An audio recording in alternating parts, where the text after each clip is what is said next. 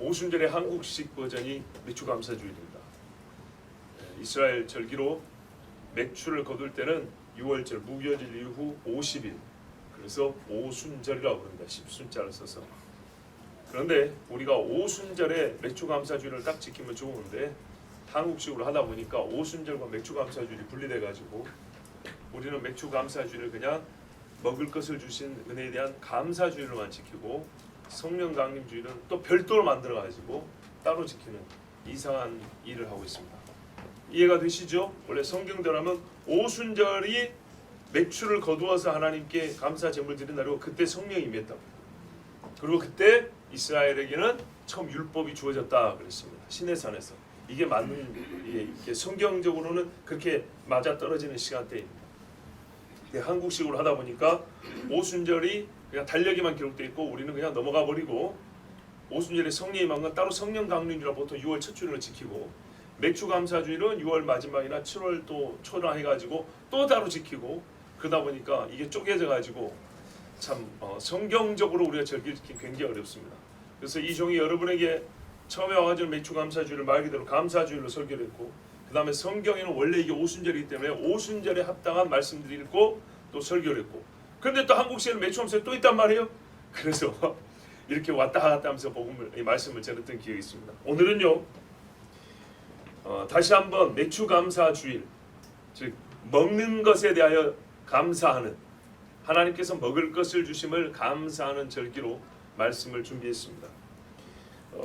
특별히 옛적의 이스라엘 백성들이 광야에서 먹을 것이 없을 때 하나님 주셨던 그날, 그리고 마지막 종말로 우리가 그리스도 예수를 믿고 살면서 과연 그때는 먹을 것이 없어진다 했는데 하나님께서 그때도 우리에게 먹을 것을 주실 것인가를 말씀을 통하여 상고할 때 이 맥주감사주일을 통하여서 언제나 우리에게 먹을 것을 주실 하나님, 그 하나님께 감사하는 우리 신앙 정신을 새롭게 하려고 오늘은 말씀을 준비했습니다.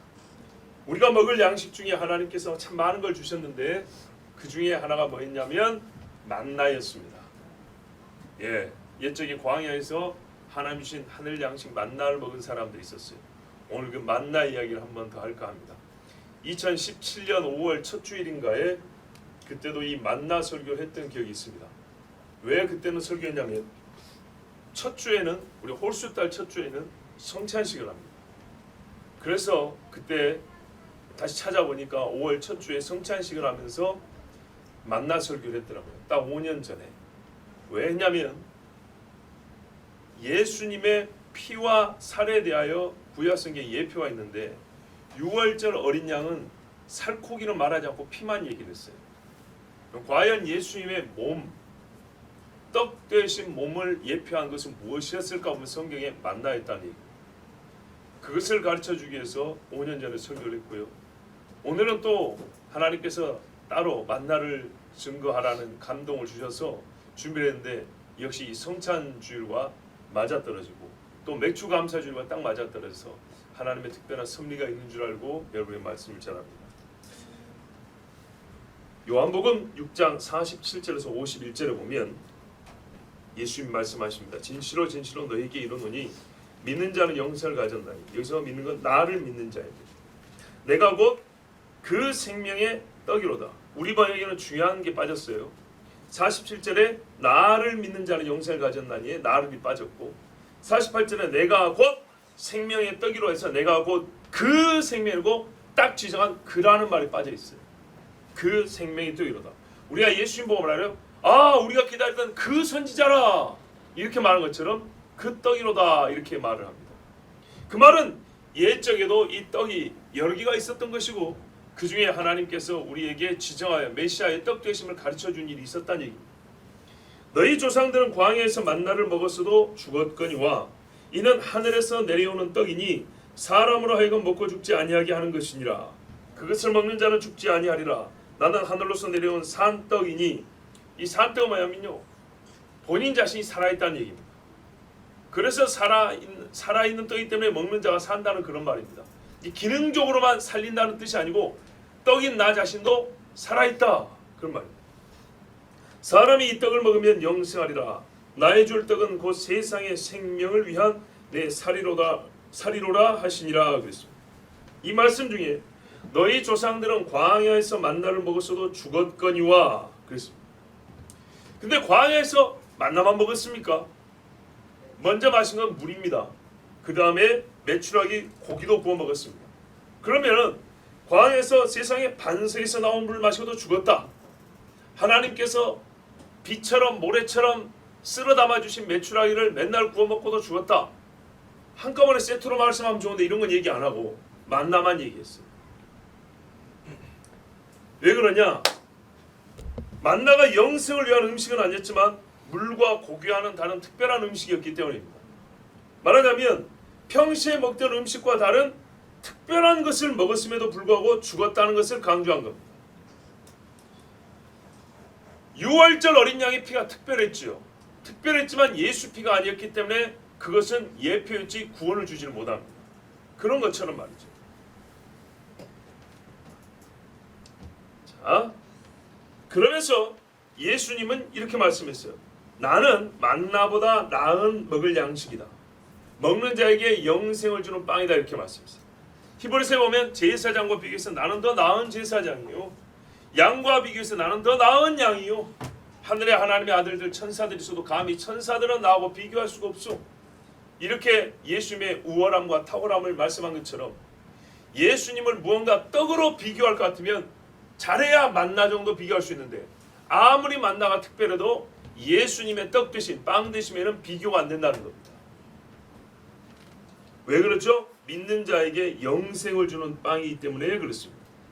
오늘 우리가 이 말씀을 통해 주목하여 또 깨닫고자 하는 것은 최종적으로 예수 그리스도께서 생명의 빵 대신 그 고유함과 탁월함을 알기 위하여 만나에 대해 한 번 더 상고하는 겁니다.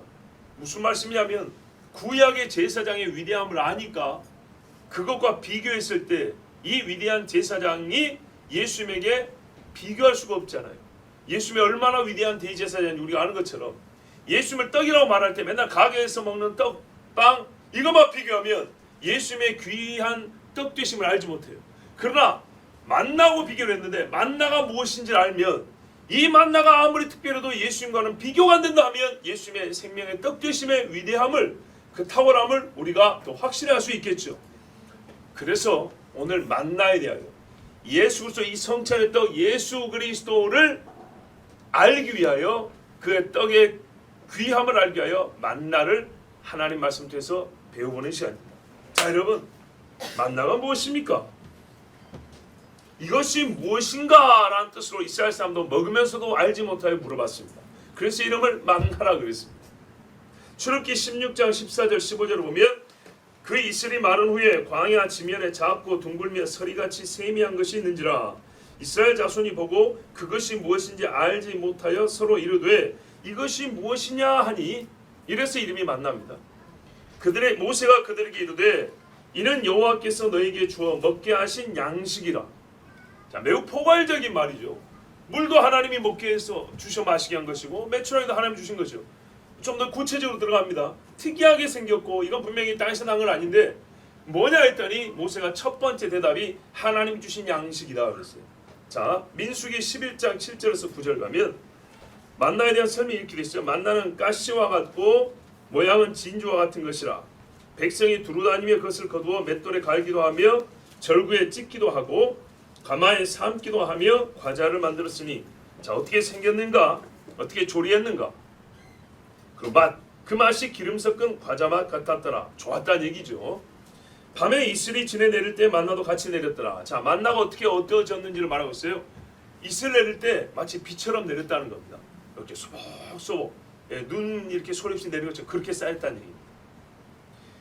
신명기 8장 3절에 보면 너를 낮추시며 너를 줄이게 하시며 또 너도 알지 못하며 내 조상들도 알지 못하는 만나를 먹이신 것은 자, 하나님께서 주신 양식이고 그 다음에 겉모양 현상을 설명했어요. 그리고 이제 그 속의 걸 설명합니다. 너도 알지 못하며 내 조상들도 알지 못하던 만나를 내게 먹이신 것은 사람이 떡으로만 사는 것이 아니요 여호와 입에서 나오는 모든 말씀으로 사는 줄을 내가 알게 하려 하심이니라. 아멘. 굉장히 눈여겨볼 말씀이에요. 조상들이 모른대요. 아벨로부터 아브라함까지 야곱까지 아무도 들은 적도 없고 본 적도 없고 만나에 대한 지식은 갖지 못하고 죽었다는 얘기입니다. 그럼 분명 먹는 것인데도 뭐냐면 사람이 떡으로 사는 게 아닌데 이거 분명 떡 만들어 먹었거든요. 그런데 떡으로 사는 것이 아님을 가르쳐주려 합니다. 우리가 먹는 경험대로 말하면 하나님이 항상 떡을 공급하시는 분인 걸 알게 하려 하시면 이러면 딱 좋죠. 상황적으로나 이해하기나 너무 좋죠. 그런데 뭐래요? 분명히 떡 만들어 먹었는데 떡재료인데 떡으로 사는 게 아니고 하나님 말씀으로 사는 거예요. 그러면 할 것 같으면 이 말도 할 것 같으면 안 먹어도 하늘에서 들려오는 하나님의 소리만 들으면 배가 부르고 뭐 이래야 되는데 그게 아니란 말이에요. 분명히 떡 만들어 먹었는데 여호와의 말씀으로 산대요. 이게 무슨 말일까요? 여호와의 말씀을 잘 들으면 하늘에서도 떡이 내려온다. 옛날에 어른 말을 잘 들으면 자다가 떡을 먹는다. 뭐 그런 말이 아니고요. 만나는 보통의 먹을 것과는 다르다는 얘기입니다. 그 자체로 여호와의 말씀으로 여겨지는 음식이란 말입니다. 보이는 건 떡이지만 이거는 보이는 것 이상으로 하나님의 말씀 그 자체로 얘기해야 된다는 얘기입니다. 그렇게 대단하고 특별한 음식이란 얘기입니다. 그냥 하나님께서 말 잘 듣는 사람에게 복을 줘서 땅에서 곡식이 쑥쑥 자라나가지고 100배 1000배를 얻어서 먹게 하는 그런 음식이 아니란 얘기예요. 자, 그 증거 어디 있냐? 오늘 보면 23절 24절을 보세요.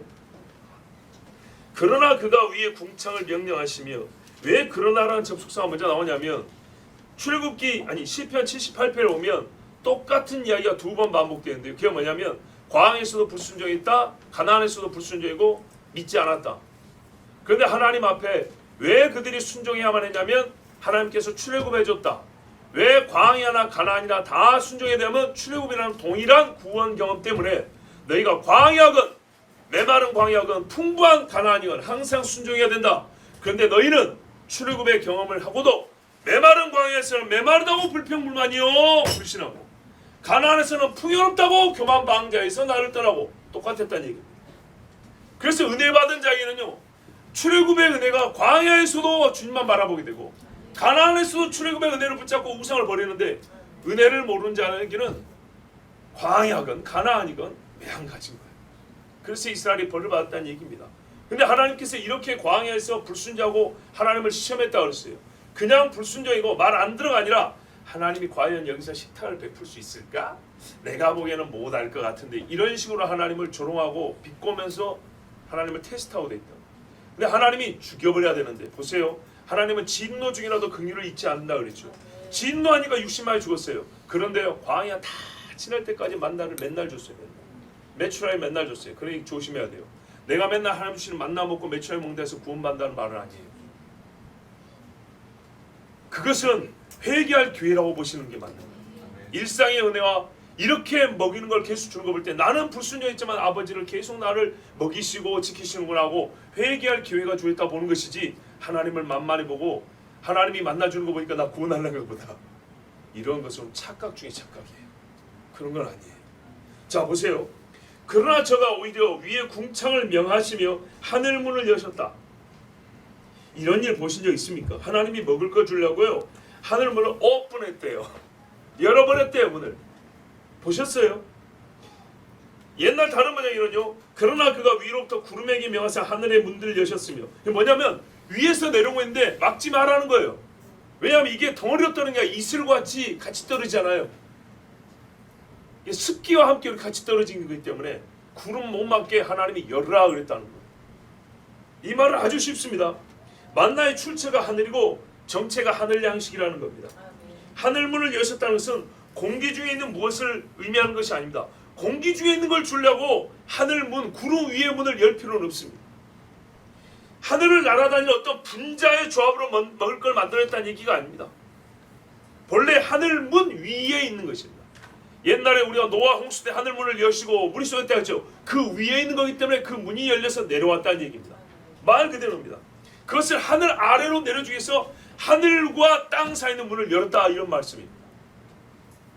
25절 보시면 사람이 힘센 자 권세 있는 자의 떡을 먹었으며 그가 음식을 그들에게 충족히 주셨도다 그랬습니다. 여러분 권세 있는 자의 떡, 힘센 자의 떡 이거 어떻게 해석해야 되죠? 이걸 만약에 사람이라고 보면 세상에 어떤 권세자가 만나를 먼저 먹은 적이 있습니까? 누가 먹었던 걸 먹었다는 얘기잖아요. 권세 있는 자가 먹는 걸 이스라엘이 지금부터 먹기 시작했다는 거잖아요. 그러면 이 권세 있는 자가 누구죠? 사람이랄 것 같은 아수르 왕입니까? 바벨론 왕입니까? 아니면은 옛적에 힘 있었던 뭐 니무롯의 음식이었습니까? 그거 아니죠. 이 권세 있는 자에는요, 사람이 속할 자리는 어디에도 없습니다.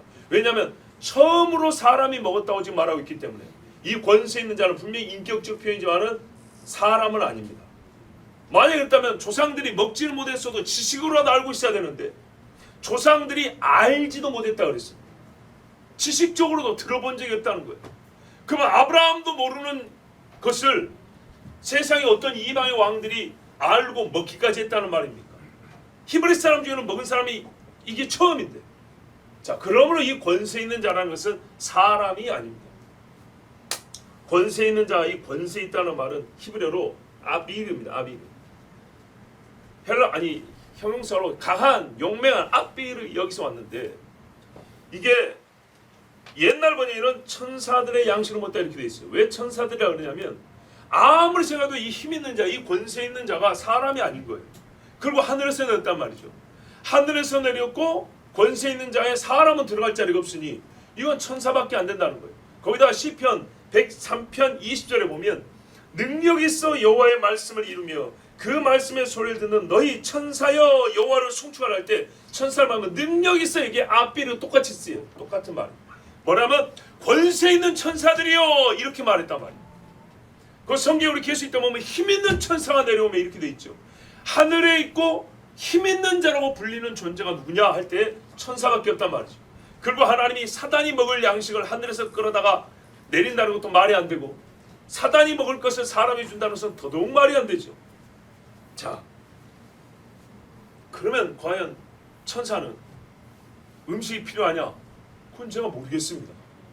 근데 성경에 명시적으로 된 건 천사가 먹었다는 기록이 있어요. 하나님과 함께 천사가 사람의 모양으로 나와서, 그죠? 아브라함 집에서 고기 뜯어 먹고 떡 먹고 포도주 마시고 우유 마시고 그리고 길을 떠났어요. 롯 집에 가도 식사 대접받고. 맞습니까? 예, 참 신기하죠. 신비한 일입니다. 너무 신기해서 아닌 것 같아. 그거는 우리가 성경을 안 믿는 거예요. 우리가 성경을 다 알거나 우리가 그 세계를 다 안다고 하는 것은 말이 안 되는 거예요. 예수께서 하나님이신 존재적으로 영이신 분이 존재의 형태, 형질을 바꿔서 육신을 입고 왔다는 것보다 더 믿기 어려운 일이 없습니다. 거기다가 죽었다는 것보다 믿기 어려운 일이 없습니다. 그러므로 사실 가만 보면요, 예수님의 성육신과 죽음과 부활, 승천, 재림을 믿는다면 못 믿을 게 없습니다. 무에서 유가 되었다는 것 사실보다 더 믿기 어려운 거 어디 있습니까? 있는 것을 빚어져 뭔가를 바꾼다는 것도 어려운데 있던 것을 요리 옮기고 저리 옮긴다는 것도 믿기 어려운데 세상에 없는 것이 있음이 되었다. 그런데 우리는 그걸 믿는답니다. 창세기 1장부터 믿는답니다. 그러면 못 믿을 게 없습니다. 우리가 오히려 구획을 나눠서 요거는 너무 신기해서 못 믿겠어, 이거는 믿겠어, 그거야말로 우리가 그토록 혐오하고 싫어하는 인본주의고 그게 바로 자유주의 신학자들입니다. 자연주의적 해석입니다. 하나님의 능력, 초자연적인 능력, 하나님의 권능을 오히려 무시하는 겁니다. 자, 보십시오. 여러 구약학자들이 거의 반반으로 나뉜다고 과언이 아닌데요, 이건 하늘에서 내려온 인간이 알지 못하는 신비한 양식이다 라고 믿는 자가 있고, 아니다 이렇게 말해요. 어딘지는 모르겠는데 하나님의 초월적인 공급하심을 상징하는 것이다. 아무리 뜯어먹어도 배부르지 않을 소리 하고 있죠. 그게 뭡니까 도대체? 여러분, 신비한 기적으로 하나님이 공급하신다는 것을 말씀하신다는 것이다. 그래서 만나가 실제로 먹었다는 거야, 안 먹었다는 거야? 실제로 하늘에서 내려왔다는 거야, 안 내려왔다는 거야? 이런 뜬구름 잡는 소리 하는 사람들은 절대로 따를 필요가 없어요. 자기 앞걸음 한 걸음 앞도 모르는 사람들이에요. 자, 그런데 그들의 말에 인본주의적인 해석이지만 그 안에서도요, 이게 땅에서부터 나지 않은 음식이라는 것은 반증을 하고 있어요. 그들이 하늘에서 내려온 것을 부정하고 싶은데 땅에서 났다고도 말을 못하겠는 거예요. 그러니까는 아주 알쏭달쏭한 말을 하는데 그 말이 뭐예요? 예, 분명히 땅에서 온 건 아니라는 얘기죠. 땅에서 온 게 명백하면 얼마나 강하게 주장을 하겠습니까? 이거는 지나가다가 누가 도시락 던져주고 한 것이다, 뭐 그렇게라도 말하지 않겠습니까? 땅에서 나는 어떤 식물에서 나는 거다, 여러분 요즘 한참 뭐 나는 철이죠? 그 뭐라 합니까? 그 시꺼먼 거 산딸기 같이 비슷하게 생긴 거 오디 나는 철이죠. 그거 몇 개나 뜯어 먹어야 배가 부르던가요? 광야 가보셨어요? 광야? 우리나라에 광야 없잖아요. 근데 정말 민둥산 있죠. 저 북한에 가면 민둥산 있더라고요. 민둥산 금강산 저 2번 가봤는데 너무 불쌍했어요. 소도도 빼짝 말라고. 여러분 광야는요 민둥산보다 못한 겁니다. 거기서 뭘 먹겠다는 겁니까? 우리 여행 갔다 오신 분들이 있어요. 아무것도 먹을 게 없어요. 진짜 물 하루만 없어도 죽는 데가 광야예요. 거기서 뭐가 난다는 거예요. 그거 날 풀이 있었으면 소하고 양들이 벌써 다 뜯어 먹었을 겁니다. 자, 구약 설교의 대가 앨런 로스 목사님 있어요. 이분이 뭐라고 말하냐면 저하고 같은 마음인데 천사들의 거체는 하늘에서 온 것이었다. 죽을 인생이 하늘의 양식을 먹다니 이분은 감탄을 했어요. 만약 그 음식이 다른 세상의 것이 아니었다면 평범한 것이었다면 그들이 만나라고 이름 짓지 않았을 것이다. 보세요. 이스라엘 사람들이 자기들이 듣고 알 수 있는 우리가 파악 가능한 음식이었다면 뭐하러 이것이 무엇이냐라고 만나로 이름을 지었겠냐 이 말이에요. 애굽의 세계 최강도에서 별의별 음식을 먹어보지 못해서 보고 듣긴 했단 말이에요. 내가 먹어보지 못해도 요리를 해서 위에 받치긴 해봤단 말이죠. 그런데도 이 땅의 최강도에서 최고 풍성한 식당을 봤는데도 불구하고 한 번도 못 본 음식이었어요. 그래서 이게 뭐냐고 만나라고 불렀어요. 하늘에서 내려온 거예요. 그래서 하나님의 말씀을 인정하는 신학자들이 이렇게 말해요. 실제로 천사들이 먹었던 것이거나 혹은 천사들이 있는 곳에서부터 나온 것이다. 그러면 저는 어떻게 생각하냐? 나는 천사들이 먹었던 거라고 생각을 합니다. 왜냐? 성경에 천사들이 음식을 먹었다는 기록이 분명히 있기 때문에 그들이 이 땅에 가서 땅에 있는 음식도 먹었습니다. 여러분 한번 생각을 해보세요. 우리가 천국에 올라갔는데 나중에 세상에 왔을 때 우리는 한참 이건 먹고 저건 먹고 했는데 천사들은 나는 안 먹어도 돼. 그럼 물론 우리가 지금 생각만 해보는 것이지만 성경에는 분명히 천사들이 먹었다는 이야기가 있어요. 그렇기 때문에 나는 그 말씀에 근거해서 먹었냐 안 먹냐 OX를 둘 중에 하나 고르면 나는 먹었다고 손을 들겠습니다. 그리고 성경에 분명히 우리가 천사 아니니까 모르지만 성경에 보면 힘 있는 자 곧 천사들의 양식이라고 분명히 이렇게 수식을 해놨어요. 그들의 양식이라고. 그들의 먹을 것을 먹었다고 이렇게 돼 있어요. 그것을 즉 하늘에서 이 천상의 세계에서 천상계 형태로 천사들이 즐길 수 있는 음식인데 그것이 육화하여 즉 인간이 먹을 수 있는 형태로 하나님이 바꾸셔서 내린 것. 그래서 먹는 자로 하여금 우리가 하늘에서 공급하시는 하나님의 능력으로 사는구나라는 것을 인정하게끔 하는 정말 특별한 양식, 그리고 훗날에 예수 그리스도 하늘에서 내려온 떡을 미리 보여주는 예표이다. 나는 그렇게 만나를 정의합니다. 우리가 처음에 읽은 요한복음 6장 47절 이하 말씀보다 앞에 26절에서 35절에 예수님께서 역시 이 양식에 대하여 하신 말씀이 있어요. 요한복음 26장 26절부터 읽어보면 예수께서 대답하여 가라사대 내가 진실로 진실로 너에게 이르노니 너희가 나를 찾는 것은 표적을 본 까닭이 아니요 떡을 먹고 배부른 까닭이로다. 자, 오병이어 기적입니다. 근데 사람들이 계속 따라다녀요. 그래서 표적과 보세요. 여기서 세 가지 키워드가 있어요. 표적과 떡과 생명입니다. 표적과 떡과 생명. 자, 뭐라 그래요? 표적을 보고 나를 믿어야 되는데 떡을 먹고 배불러서 나를 찾아왔다. 그러니까 무슨 말이죠? 참 생명이 아니라 육신의 생명이라 얻겠다고 한 끼도 얻어 먹겠다고 지금 찾아온 것일 뿐이다. 예수님이 이렇게 말했어요. 찾아온 사람들 입장에서 얼마나 염치가 없고 참 민망하겠어요. 부끄럽고. 그런데요, 이 사람들요 가만히 있지 않아요. 자, 예수님 계속 말씀합니다. 썩는 양식을 위하여 일하지 말고 영생하도록 있는 양식을 위하여 하라. 이 양식은 인자가 너에게 주리니 인자는 아버지 하나님의 인치신 자니라. 이거 물어봅니다. 저희가 묻되 우리가 어떻게 하여 하나님의 일을 하오리이까? 예수께서 대답하여 가르치되 하나님의 보내신 자를 믿는 것이 하나님의 일인가. 자, 썩지 않는 양식을 위하여 일을 하라 그랬어요. 그러면 썩지 않는 양식을 먹기 위하여 어떤 일을 해야 됩니까? 그랬더니 보내신 자를 믿는 것이 썩지 않는 양식을 위하여 일하는 것이다. 그래서 결국 어떻게 해요? 믿으면 썩지 않는 양식을 먹고 영생한다. 이렇게 말씀한 거예요. 저희가 묻되 그러면 당신 말을 이해했어. 당신 믿으라 그 말인데 우리로 보고 당신을 믿게 하시는 표적이 무엇입니까? 아니 오병이어를 먹고도 지금 이 소리를 하는 거예요. 그러니까 오죽이나 믿음이 없는가 보세요. 당신을 믿게 하는 표적이 무엇이니까? 그랬대 예수님이 뭐라고 말씀하냐? 엊그저께 오병이어 먹었지 않냐? 내가 병든 자도 고쳐주지 않냐? 이거 표적 아니고 뭐냐? 이리 말씀하시고 충분히 그것도 가능한데 옛날 이야기를 말씀하셨어요. 기록된 바 하늘에서 저희에게 떡을 주어 먹게 하였다 함과 같이. 이 사람들이 이제 계속하는 거예요. 기록된 바 이런 표적을 달라는 거예요. 이런 표적을 기록된 바 하늘에서 저에게 떡을 주어 먹게 하였다 함과 같이 우리 조상들은 광야에서 만나를 먹었나이다. 그러니까 이 땅에서 오병이어를 줬는데도 불구하고 요거보다 더 큰 표적이 필요하다는 거예요. 만나 정도는 내려줘야 우리가 떡인 줄 알지. 그러니까 이게 중요한 거예요. 뭐냐면 만나가 특별하다는 걸 아는 거예요. 근데 지금 당신이 떡 이야기를 했다는 거죠. 그러면 엊그저께 오병이어 떡은 어쨌거나 땅에서 난 떡 아니었냐 이 말이죠. 그게 대단하다고 지금 우리가 그거 보고 당신 믿으란 얘기냐. 근데 그거는 부족하고 떡으로 얘기할 것 같으면 만나 정도의 떡은 내려줘야 우리가 당신을 믿을 거 아니냐. 하늘에서 내려왔다면서. 그러면 떡도 하늘에서 내려온 떡 정도는 줘야 우리가 당신이 하늘에서 내려온 줄 알지. 엊그저께 오병이어 대단한 것 같아도 결국에는 애가 가지고 도시락 그거 풀린 거 아니냐. 그런 말이에요. 이해가 됐죠? 그렇게 말하니까 예수께서 이르시되 내가 진실로 너에게 이르노니 하늘에서 내린 떡은 모세가 준 것이 아니라 오직 내 아버지가 하늘에서 내린 참떡을 너에게 주시나니 하나님의 떡은 하늘에서 내려 세상에게 생명을 주는 것이니라. 저희가 가로되 주여 이 떡을 항상 우리에게 주소서. 예수께서 가라사대 내가 곧 생명의 떡이니 내게 오는 자는 결코 줄이지 아니할 터요 나를 믿는 자는 영원히 목마르지 아니하리라. 이렇게 말씀했는데 뒤에서 말했죠. 어렵도다 하고 많이 가버렸다 그랬지. 그 떡을 주십시오 한 사람은 소수였어요. 자, 이 말씀에서 이 사람들이 그래요. 하늘에서 저에게 떡을 주어 먹게 하였다 함과 같이.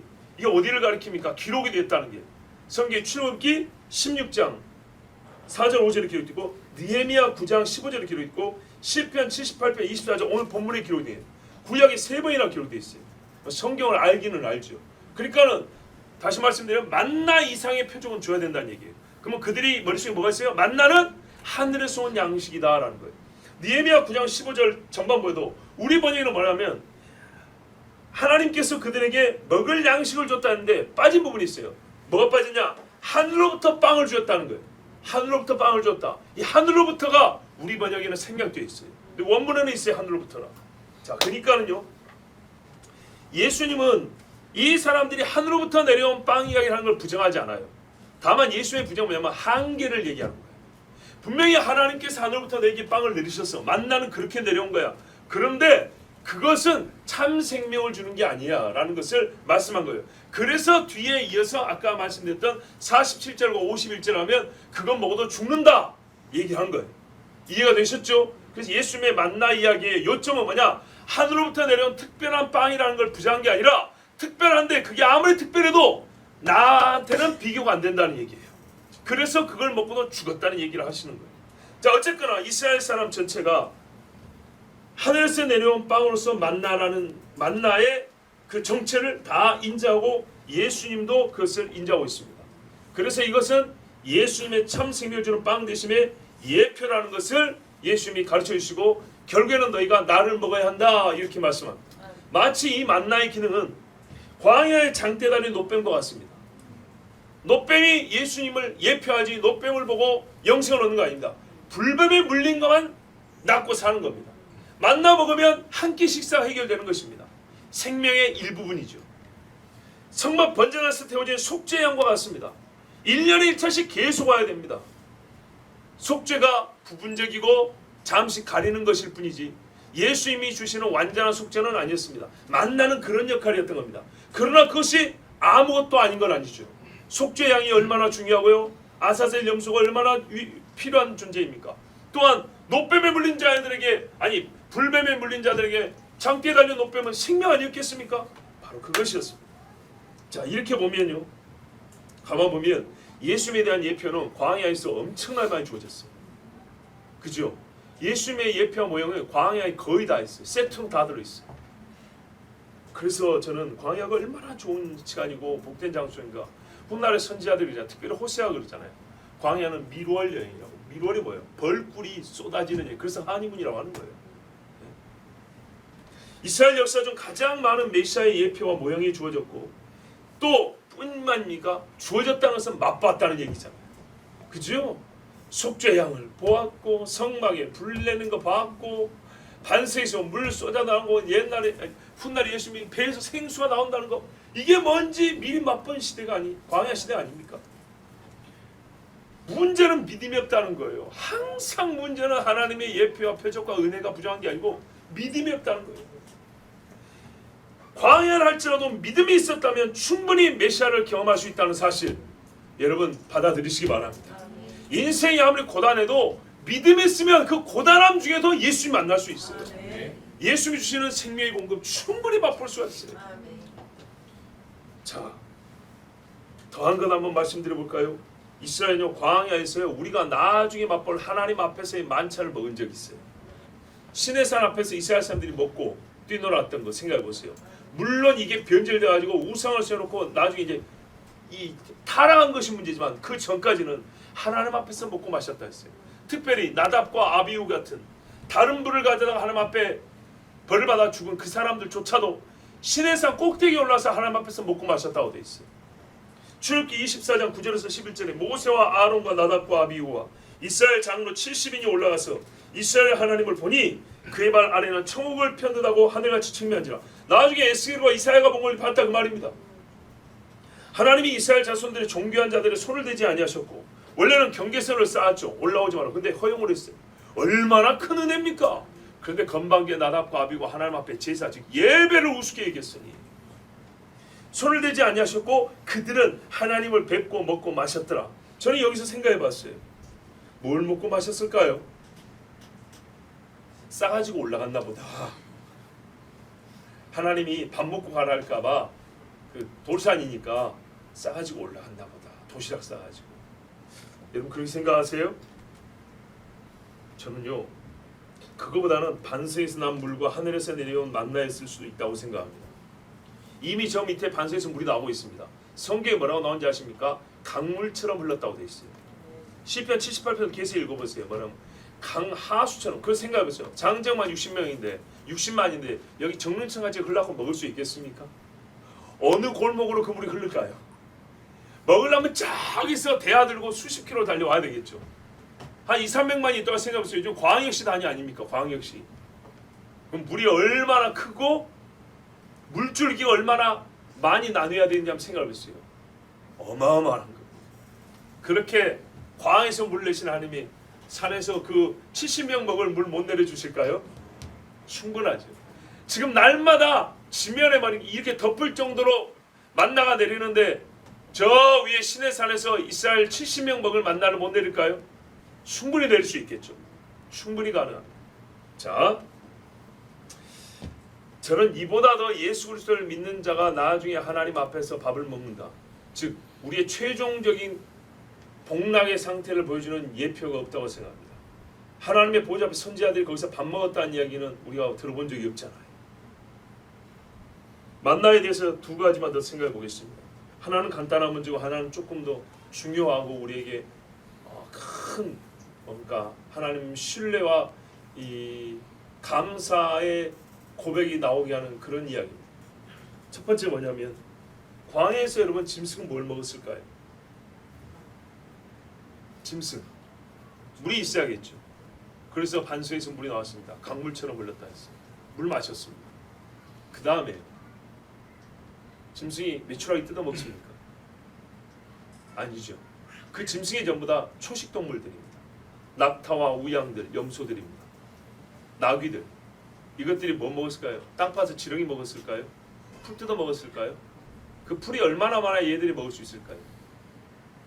얘네들이 먹을 수 있을 정도의 풀이면은 사람들이 농사짓고 살았겠네요. 땅이 좋다는 얘기니까. 잘 보세요. 요셉이 형들을 찾아서 옮겨 다녔습니다. 왜죠? 그 한 집에 재산 정도밖에 안 되는 짐승이랄지라도 한 곳에서 2~3일 풀 뜯어 먹으면 먹을 게 없다는 얘기입니다. 근데 이스라엘 보세요. 전체가 광야입니다. 광야 사이즈가 얼마나 되죠? 요즘 말하면 사우디 시나이 반도, 사우디 아라비아 반도 그 정도 사이즈입니다. 거기를 돌아다닙니다. 거기서 먹을 게 얼마나 있다고 생각하세요? 엄청난 짐승들의 양입니다. 그 짐승들이 뜯어먹고 개들을 먹이려고 사람들이 정말 대륙을 횡단할 정도로 큰 물입니다. 그런데도 민수기에 보세요. 한 곳에서 몇 달을 머물기도 하고 한 곳에서 1년을 머물기도 합니다. 푸른 초장도 아닌데도 그럼 얘들이 뭘 먹었을까요? 여러분 이거 이상한 생각이 아니라 분명히 떡을 만들었다고 돼 있어요. 사람이 먹을 수 있는 것. 그러면 그거를 쉽게 말하면 육식동물, 그러니까 고기는 아니란 말이죠. 짐승들이 만나를 먹었다 하는 게 이상할까요? 로마서에 말합니다. 하나님의 아들들이 나타나서 피조물이 험한 데 굴복하면서 기다리고 있다고. 즉 예수께서 이 땅에 오실 때 모든 피조물의 본래 복이 회복이 된다는 얘기입니다. 그렇다면 사람들은 먹지만은 짐승들은 먹을 게 없어서 분명히 풀이 없어요. 죽어야 됩니다. 근데 이 짐승들이 다 살았어요. 그렇다는 말은 하나님께서 이 짐승들이 먹을 양식으로 만나를 주지 않았을까요? 그러면 사람들이 만나를 거둡니까? 분명히 식구 먹을 것만 거뒀다 했는데요. 그럼요. 짐승들 땅에 있는 거 핥아 먹으면 되는데요. 거둘 필요가 어디 있겠습니까? 그렇죠? 나는 성경대로 생각하고 우리가 상상해 볼 때 그 짐승들이 다 만나를 먹고 생존했다고 그렇게 믿습니다. 또 하나 중요한 게 있습니다. 여러분, 만나는 다시 내리는 일이 없을까요? 만나는 다시 내리지 않을까요? 이 질문은 하나님께서 종말에 하늘의 징조와 기사를 행하실 때 예언하신 말씀 중에 만나를 암시하는 부분이 있기에 묻는 질문입니다. 미가서 7장 11절에서 17절에 보면 이스라엘의 성벽을 다시 건축하는 날이 나옵니다. 물론 성경 예언을 전에도 몇 번 말씀했지만은 과거의 그 역사적 그때와 장래의 마지막 때를 중복하여 한 예언 문구 안에 넣어둘 때가 있다 그랬습니다. 그런데 그걸 어떻게 하냐면 분명히 역사 중에 이루어진 게 부분이 있는데 한 맥락인데 아직 성취되지 않은 부분이 남아있다는 거예요. 그거는 동일한 맥락, 거의 비슷한, 쉽게 말하면 아수르가 쳐들어온다라는 이 동일한 맥락, 이스라엘이 이방, 동방 사람들이 침략을 당하는 동일한 맥락 안에서 반은 역사적 그때 이루어진 일이고 또 동일하게 그 지역 사람들이 또 쳐들어오고 왜 한 번만 쳐들어오는 게 아니란 말이죠. 또다시 쳐들어올 때 마지막에 있을 일, 즉 다니엘서에도 북방과 남방의 싸움이 예적에 있었던 일이지만 마지막 때도 동일한 구도의 전쟁이 또 있다는 얘기입니다. 그래서 그 동일한 구도 안에서 역사적 사실도 발견하지만 적그리스도의 나타남과 그의 할 일도 그 중에 우리가 똑같이 발견할 수 있다고 그랬죠. 자, 미가서에도 역사 중에 한때와 장래에 있을 일이 한꺼번에 뭉쳐가지고 이렇게 기록이 되어 있습니다. 7절에 보면 이런 말이 있어요. 이스라엘 사람들이 벌을 받고 고통을 당할 때에 그들이 남은 자가 있는데 뭘 먹고 살 거냐의 문제가 거론이 됩니다. 미가서 7장 13절 그 땅은 그 주민의 행위의 열매로 말미암아 황폐하리로다. 원하건대 주는 주의 지팡이로 주의 백성 곧 갈멜 속 삼림에 홀로 거주하는 주의 기업의 양떼를 먹이시되. 갈멜 사람의 삼림에 홀로 거주하는 주의 기업의 양떼래요. 이스라엘 사람이 이렇게 적어졌어요. 산속에 적은 무리가 살고 있는 거예요. 이스라엘 그 12지파 사는 지역이 아무리 작다 해도 갈멜 속에 있는 삼림 정도는 아니잖아요. 그런데 이 소 있는 양떼를 먹일 때 그들이 옛날같이 바산과 길르앗에서 먹이시옵소서. 이르시되 하나님이 이렇게 강구를 하니까 얼마 남지 않은 이들을 하나님 먹여주세요. 옛날 바산이 얼마나 초장이 좋았습니까? 바산의 암송아지들, 기름진 암송아지들, 그런 것처럼 하나님 지금 우리 먹을 게 없습니다. 먹을 걸 주세요. 얼마 남지 않은 다 굶어 죽게 생겼습니다. 이랬더니 하나님 대답을 뭐라 하느냐. 네가 애굽 땅에서 나오던 날과 같이 내가 그들에게 이적을 보이리라 하셨느니라. 아멘. 여기서 이적의 주제는 먹는 겁니다. 먹는 거. 그런데 역사 중에 이런 이적을 본 적이 있냐? 아직 없다는 얘기입니다. 만나가 아니고서는 이날에 먹을 것을 얻을 방법이 없습니다. 제가 산에 다니면서요. 우리나라 산에는 민둥산이 별로 없고 그래도요 풀과 나무가 우거져 있잖아요. 지금도 나무는 안 하니까 엄청나거든요. 정말 엄청납니다. 한겨울 하면 훤히 다 보이던 산이 5월, 6월만 돼도 하나도 안 보입니다. 나무가 빽빽했어. 그런 산에 먹을 것이 많고 풀도 많고 물도 많지만 그래도요 산에 다니면서 생각을 해봤습니다. 많이 생각해봤어요. 나보고 맨손으로 여기 정말 여러분 옷 한 벌도 챙기지 못하고 도망을 가잖아요. 급하게 도망가서 맨손으로 해서 살라고 하면 과연 내가 며칠을 버틸 수 있을까? 과연 며칠을 버틸 수 있을까 할 때 솔직히 일주일도 어렵다. 물을 먹고 아무 움직임을 안 하고 가만히 있다 해도 자려고 잘해야 한 달이나 버틸까? 그 추위. 산속에 버틸 수 있을까요? 짐승들의 위협도 있고. 그러나 맨손으로 짐승을 잡아먹을 수 있습니까? 어려운 이야기입니다. 정말 어려운 이야기입니다. 유대인이 도망간 유대의 산에서 뭘 먹을 수 있을까요? 몸을 노출시키는 것 자체가 어렵습니다. 굴 속에 숨어 있어야 됩니다. 지금은 여러분 아시죠? 사람을 찾아내는 장비와 수단이 얼마나 발달했는지. 벽 속에 숨어 있어도 다 압니다. 어디 있는지. 예, 밖에서도요, 벽을 투과해서 속을 보는 장비들이 얼마나 많은지 모르요. 사람이 어지간한데 땅굴 속에 숨어 있어봐야 다 보여버립니다. 옛날에 김신조들 천재 북한산 어디 숨어 있다고 발견보다 그런 시대가 아니에요. 근데 어디를 자기를 노출시켜서 먹을 걸 구한단 말입니까? 진짜 어려운 이야기입니다. 짐승이 나 잡으시라고 앞에 있습니까? 산에서 짐승 잡다고 뛰어다닐 수가 없어요. 굶은 사람들이. 자, 요한계시록에도 의미심장한 말씀이 있어요. 요한계시록 12장 13절 14절에 용이 자기가 땅으로 내쫓긴 것을 보고 남자를 낳은 여자를 박해하는지라. 이 남자를 낳은 여자, 예수 그리스도를 낳은 이스라엘이라고 봐야 된다 했어요. 마리아로만 해석하면 너무나 해석이 안 된다 그랬죠. 얼마 전에 설교했습니다.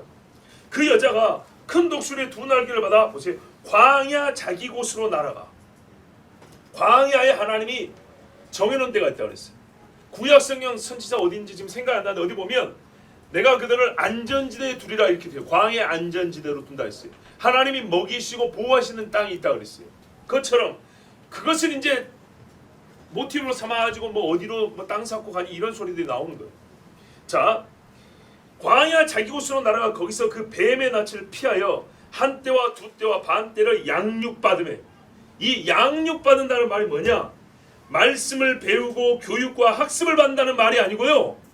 생존시켜 주신다 그 말이에요. 생존시켜 주신다. 먹을 걸 준다 그 말이에요.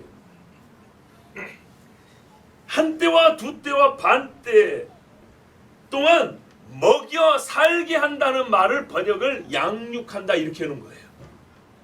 무슨 뜻인지 아시겠죠? 그러면 과연 이 광야에서 한 때와 두 때와 반 때 동안에 하나님이 먹여 살려준다고 이렇게 말하는데 뭘로 먹여준다는 얘기입니까? 짐승을 데리고 올 수도 있습니다. 반석에 물이 나게 할 수도 있습니다.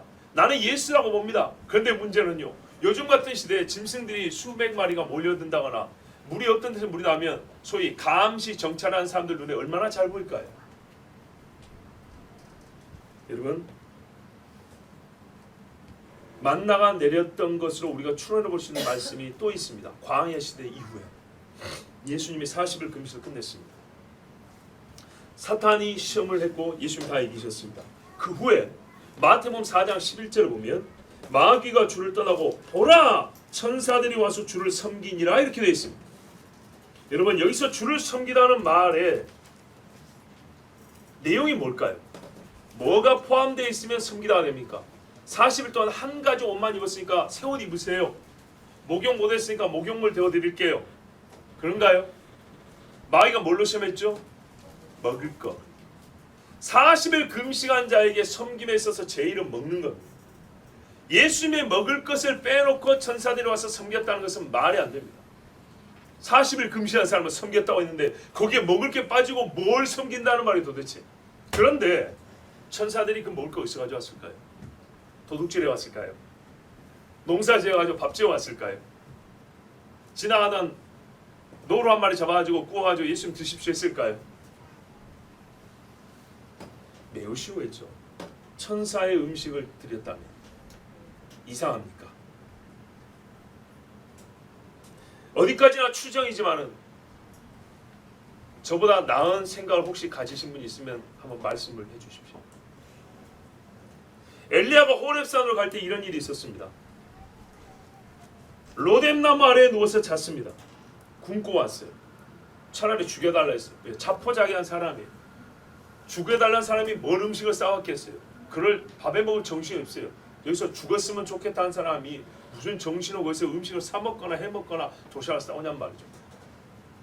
아합에서 이세벨에서 피해오기 때문에 그럴 정신도 없거든요.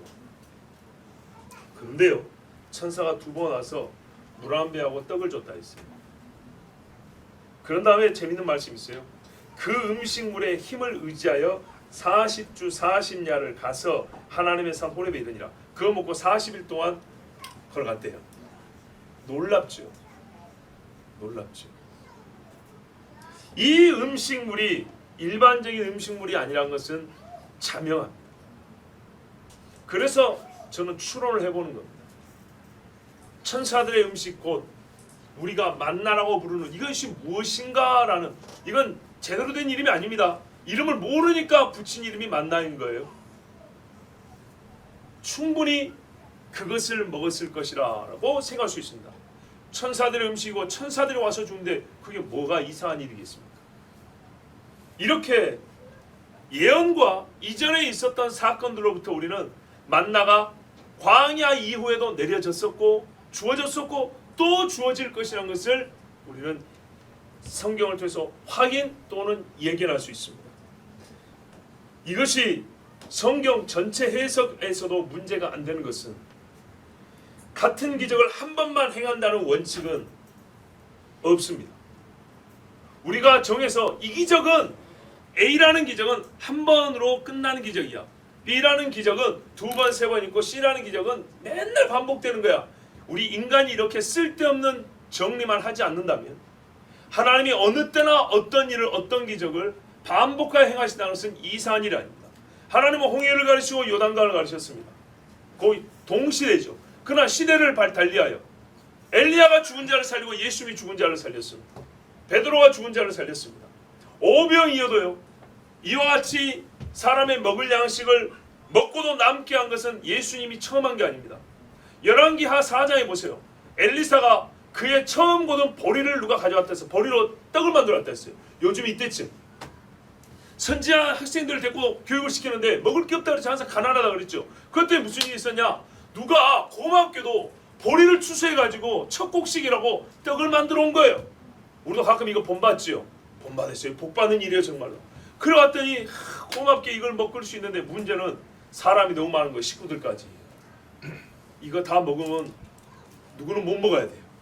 그래서 어떻게 엘리사가 축사하고 나눠주라 했죠.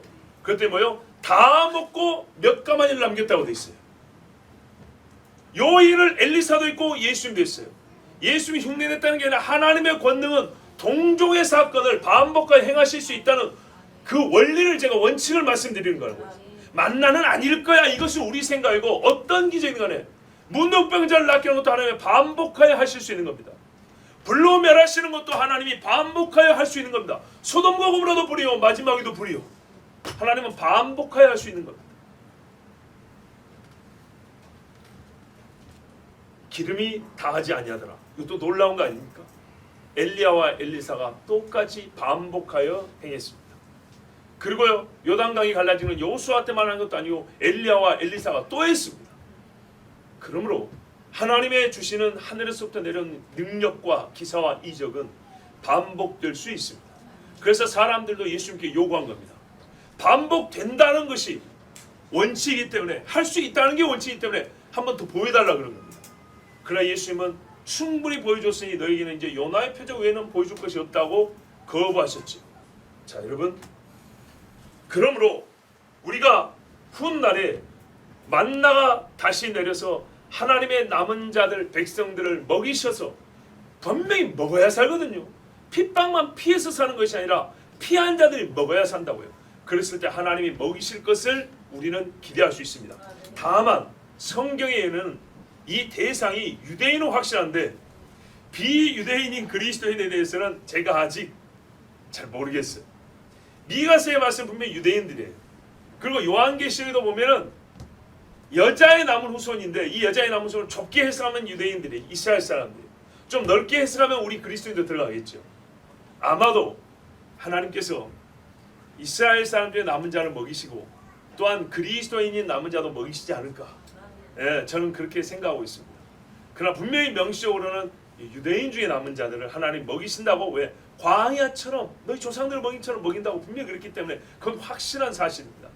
자 여러분, 비록 유월절 식사, 만나보다도 더 위대한 예수님과 함께 먹는 마지막 유월절 식사를 한 유다조차도, 예수님이 찍어서 먹여준 음식을 먹은 유다조차도 그것은 참 생명의 떡이 아니었기 때문에 먹고 죽었습니다. 예수님을 배신했습니다.